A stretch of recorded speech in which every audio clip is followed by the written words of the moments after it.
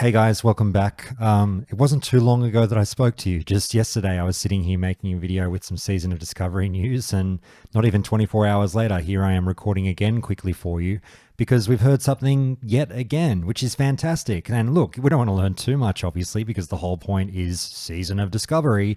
But we'll take some tidbits, don't get me wrong. It's really nice to hear this stuff, and I don't want this to just turn into a Grand watch.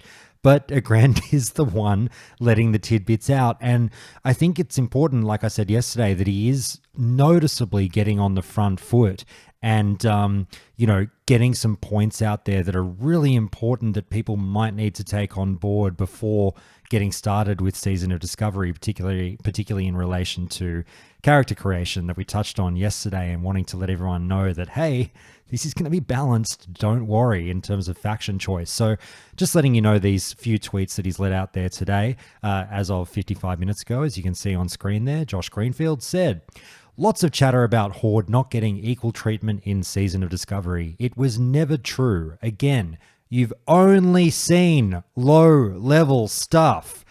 Double underlined. But we've already prepped changes since BlizzCon to allow Horde to get kings by level 25. Horde is going to be great. We are listening. More info to come. There it is, everyone. I mean, look, to be fair, there was, like I touched on yesterday, I'll say that a million times, a lot of concern about, is the Alliance getting too much? Look at these paladins. This is wild. And I think it was important for Josh to come out and go even further with this to really try and stymie any sort of leaning towards Alliance. And we all know how bad, WoW gamers can get with faction balance, as we've seen through the life cycle of Classic. Really, really good to pull some of those, people back, and, anyone who was weirdly being a Horde doomer early, which, as we said, was fucking stupid, pulling them back, walking them off the edge and going, hey, if you like Horde, everything's going to be okay.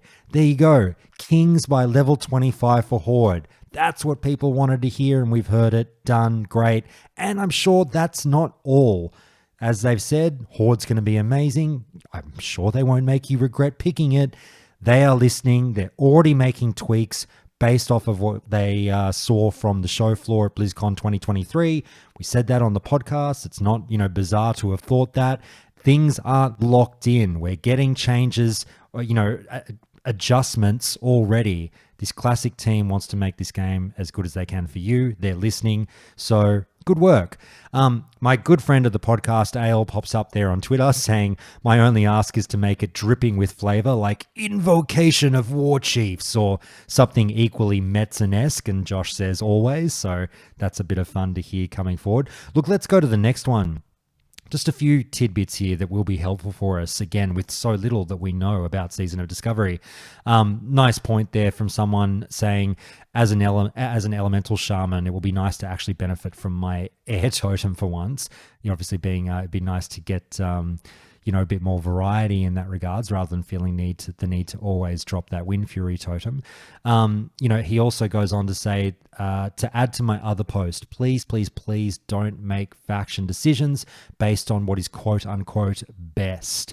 There is no best, and they will both be great. Play what you want to play, and don't let a fictional meta ruin your experience before it even starts. This is the whole point of Season of Discovery.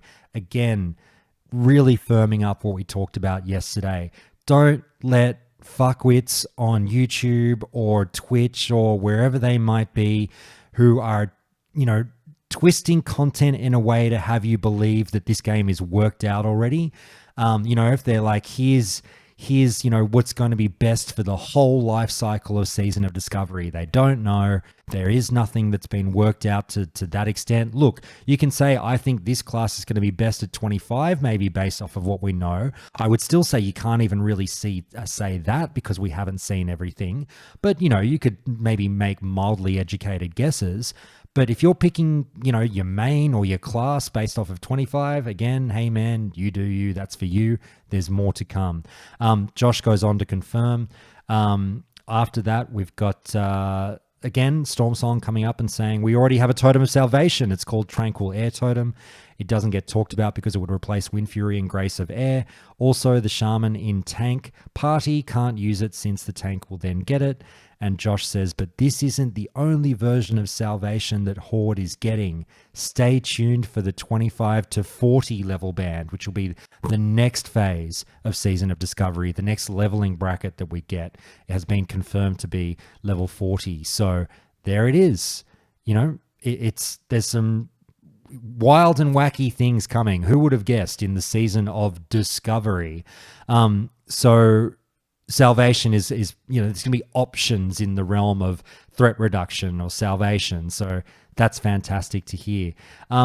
Look, guys, I think that it's fair to say these things needed to be said. We are, you know, a weird collection of gamers, WoW Classic gamers, where we will sort of skew things early on based on what we think is the meta. And I'm glad that words are being said to sort of say, hey, maybe treat this like your first day of vanilla WoW, you know, all those years ago, where you just picked a class without trying to work things out and just thought it was cool. Hey, go for it. You know what I mean? They're also doing just a real quick thing about what's going on at Twitter at the moment. I don't know if you guys might find this interesting. I did. They're sort of crowdsourcing the server names in a way. The guy whose job it is to come up with server names said, hey, screw it, I'll throw it out on Twitter. What do you guys want to see? Which I think is a bit of fun. So I will just pull that up, and I want to throw you my suggestions because I'd love to hear your thoughts. People seem to be getting behind it on Twitter, but you know, you can never tell if they actually, you know, how strongly they feel about it. But look, here's what I suggested. I really think that going with a naming convention around abilities is really cool this time around. I know that with server names, you generally want to go with a location. You know, sometimes they're named after weapons or whatnot, but it's a place. So, you know, locations more often than not come up. And I thought, you know what, screw it.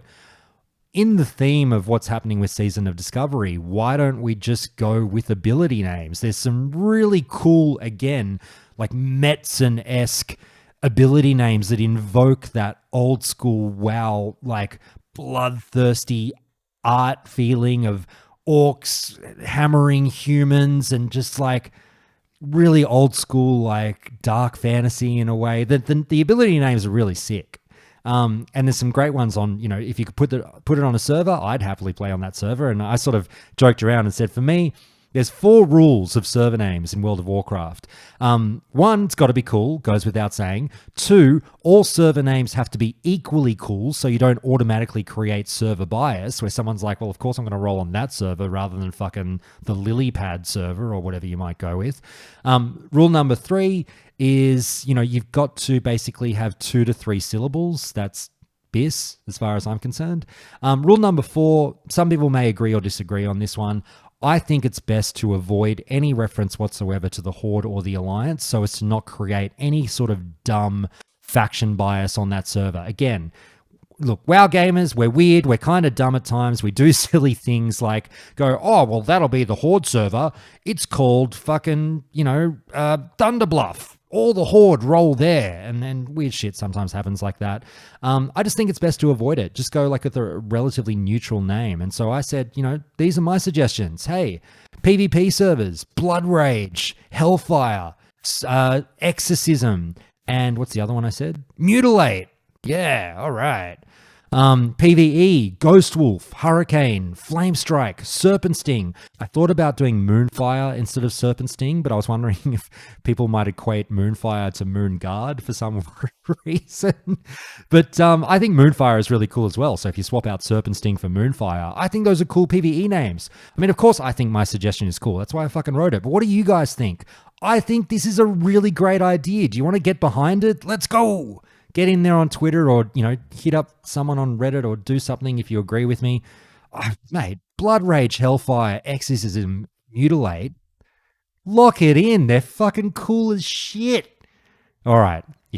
If I do say so myself. But anyway, guys, that's a really quick catch up of what's going on. Like I said, just, you know, it's kind of a Grand watch in a way. But really cool to hear, Kings by 25 for Horde, that's coming your way.